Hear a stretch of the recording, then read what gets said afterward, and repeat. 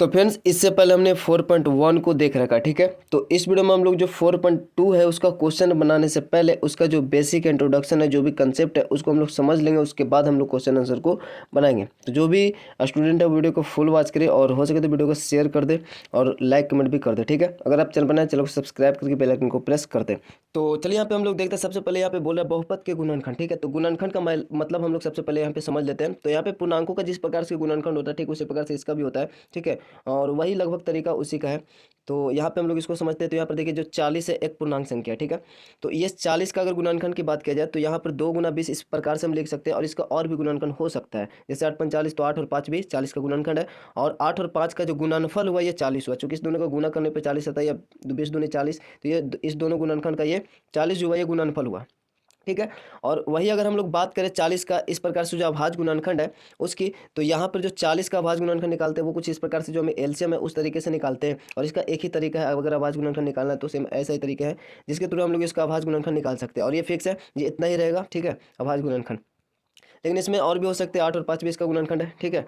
और भी इसके अलावा भी हो सकते हैं। तो ये है गुणनखंड होता है ये, ठीक है। इसको गुणनखंड बोलेंगे और इसको गुणनफल बोलेंगे।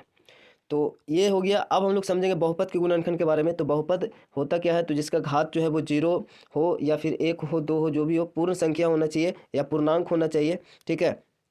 तो घात पूर्णांक होना चाहिए, नेगेटिव में नहीं होना चाहिए, माइनस में नहीं होना चाहिए। तो ये होता है बहुपद। वैसा व्यंजक एक व्यंजक का ही रूप होता है।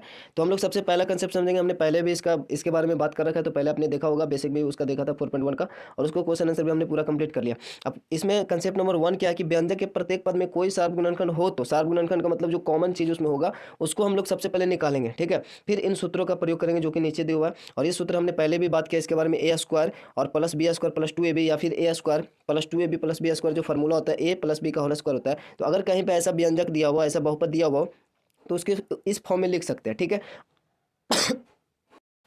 तो और अगर हम लोग ए प्लस बी के होल स्क्वायर की बात करें, ऐसे जैसे 2 के स्क्वायर की बात करें तो 4 होता है, तो 2 गुना 2 इसको लिख सकते हैं। उसी प्रकार से हम लोग ए प्लस बी का होल स्क्वायर, इसका स्क्वायर है, इसका मतलब 2 पावर है, तो 2 बार इसको इस प्रकार से लिख सकते हैं, ठीक है। ए प्लस बी, और यहाँ पर भी ए प्लस बी ही होगा, ठीक है। यहाँ पर भी प्लस ही होगा चूंकि प्लस है। तो उसी प्रकार से अगर यहाँ पे बात करें स्क्वायर माइनस 2ab अगर देखे और प्लस बी स्क्वायर, तो A plus B square minus 2ab अगर देखे तो ये ए माइनस बी का होल स्क्वायर है। इसको इस प्रकार से लिख सकते हैं। और अगर ये स्क्वायर है, ऊपर में पावर 2 है, तो इसको 2 बार गुना के रूप में हम लोग लिख सकते हैं। उसके बाद A square plus B square plus C square, यानी जो हमने एक्स बाई वाला देखा था, एक्स स्क्वायर बाई स्क्वायर, और जेड स्क्वायर वाला वैसा ही कुछ यहाँ पर है, सेम वैसा ही है। उसके बाद 2ab होगा, फिर 2bc होगा, फिर 2ac होगा, ठीक है। तो ये है। और इसको इस अगर ऐसे रूप में कोई बहुपद हो तो हम लोग समझ जाएंगे, उसको इस रूप में लिख सकते हैं, ए प्लस बी के ए प्लस बी प्लस सी का होल स्क्वायर। अगर इसको स्क्वायर के रूप में लिखा हो तो इसको 2 बार लिख सकते हैं, ए plus B plus C into A plus B plus सी, ठीक है। तो ये हुआ। और इसका एग्जाम्पल देख लेते हैं। तो यहाँ पे देख लिया, यहाँ पे बोला निम्नलिखित का गुणनखंड ज्ञात करना है। तो यहाँ पे दिख रहा है 4x स्क्वायर है, 12x और 9x है। तो यहाँ पर देखिए हम लोग किसको स्क्वायर के रूप में लिख सकते हैं। तो 4x स्क्वायर है, उसको स्क्वायर के रूप में लिख सकते हैं। 2 का स्क्वायर होता है 4 का, और x है स्क्वायर ऑलरेडी, तो दोनों पे स्क्वायर हो गया, ठीक है।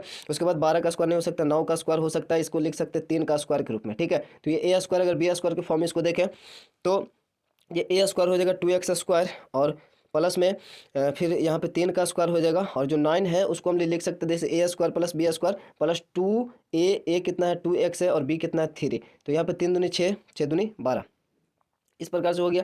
तो ये 12 है ही ऑलरेडी, इसको 12 को हमने इस प्रकार से लिख दिया, 12x जो था उसको हमने इस प्रकार से लिख सकते हैं, ठीक है। तो ये square plus B square plus 2ab के फॉर्म में ये आ गया, चूंकि ये फार्मूला होता है ए प्लस बी का होल स्क्वायर का, तो वैसे ही करेंगे। तो यहाँ पे देखिए 2x स्क्वायर के इसको लिख दिया, फिर 12x को 2ab के रूप में, चूंकि ये 3 का स्क्वायर में आएगा, तो 2a हमारा ये हो गया और b हमारा ये होने वाला 9, ठीक है। तो इस फॉर्म में हम लोग सोचेंगे इसको और इस प्रकार से लिख देंगे। चूंकि ए प्लस बी का होल स्क्वायर है, ए यहाँ पे 2x है और बी यहाँ पे 3 है, तो 2x प्लस 3 का होल स्क्वायर, और इसको 2 बार लिख सकते हैं 2x प्लस 3, 2x प्लस 3। तो ये हमारा गुणनखंड, इस बहुपद का ये गुणनखंड हो गया, ठीक है। देख रहे हैं, जब इस दोनों को आपस में गुना करेंगे तो ये इसका गुणनफल है, यही आएगा, ठीक है। तो ये हमारा गुणनखंड होता है। वही अगर हम कंसेप्ट नंबर दूसरा की बात करें, तो अगर कोई ए स्क्वायर माइनस बी स्क्वायर के रूप का हो तो उसको ए स्क्वायर माइनस बी स्क्वायर का जो फॉर्मूला उसको लगाएंगे, फॉर्मूला होता है A plus B into A minus B का। तो इसका यूज करेंगे, इसका प्रयोग करेंगे, ठीक है। अगर आवश्यक हो तो पदों को A square minus B square के रूप में लाएं, ठीक है। अगर कोई ऐसा नहीं दिया हो तो हम लोग उसको ए स्क्वायर माइनस बी स्क्वायर के रूप में लाएंगे, ठीक है। और उसके बाद एग्जाम्पल भी नीचे देख लेंगे इससे रिलेटेड। उसके बाद बोला आवश्यक हो तो पदों को A square plus B square वाला जो होगा उसको ए प्लस बी का whole square minus two A B, चूंकि A square plus B square का फॉर्मूला होता है ए प्लस बी का whole square minus two A B या फिर ए माइनस बी का whole square plus two A B, लेकिन हमको चाहिए A square minus B square के फॉर्म में लाना होता है, ए स्क्वायर माइनस बी स्क्वायर के फॉर्म में, इसलिए हम लोग इसको ऐसा तोड़ेंगे और बाद में यहाँ पर जो पद होगा ना वो स्क्वायर के रूप में फिर से टूट जाएगा, तो ये स्क्वायर के रूप में ऑलरेडी है और ये भी स्क्वायर के रूप में टूट जाएगा, तो ये ए स्क्वायर माइनस बी स्क्वायर के फॉर्म में आ जाएगा। तो इसको यूज करेंगे ना, फिर उसके बाद A square minus B square के रूप में लाएँ, ठीक है। तो फिर जैसे ये आ गया, अब इसको स्क्वायर के रूप में लाएंगे तो ए स्क्वायर माइनस बी स्क्वायर के रूप में आ जाएगा, तो वही बोला ए स्क्वायर और बी स्क्वायर के रूप में लाए। तो अब ऐसे हो तो इस पदों को A square plus B square जो होगा उसको इस फॉर्म में तोड़ेंगे और उसके बाद इसको हम लोग इस फॉर्म में तोड़ेंगे, तो ये टूट जाएगा ऐसा, ए स्क्वायर माइनस बी स्क्वायर का आ जाएगा, फिर उस फॉर्मूले पर अपन को बना लेना, ठीक है अपने को ऐसा। उसके बाद यहाँ पर और भी जो फार्मूला होता है जैसे ए प्लस बी का होल क्यू है और A cube plus B cube plus three A square B plus three A B square, हमने पहले सब कुछ बता दिया है। और ए क्यू इसका इस रूप में भी लिख सकते हैं cube plus B cube plus three A B, और यहाँ पे हम लोग कॉमन ले लेते हैं, इसका जो थ्री ए बी यहाँ पे कॉमन लिया जाता है, तो ये हमारा आता है three A B into A plus B. वही ए माइनस बी क्यू का फॉर्मूला अगर हम देखें तो A cube minus B cube minus three A square B plus three A B square होता है। यहाँ पर भी अगर हम लोग कॉमन लेते हैं तो ये माइनस थ्री भी आता है, अंदर ए माइनस बी बचता है। ये हमने फार्मूला वगैरह सब कुछ अच्छे से बताया है पार्ट 1 में जो इसका है, ठीक है। बीजेपी ने जो चैप्टर पार्ट 1 वाला जो 4.1 बनाने से पहले हमने जो बेसिक देखा था उसमें।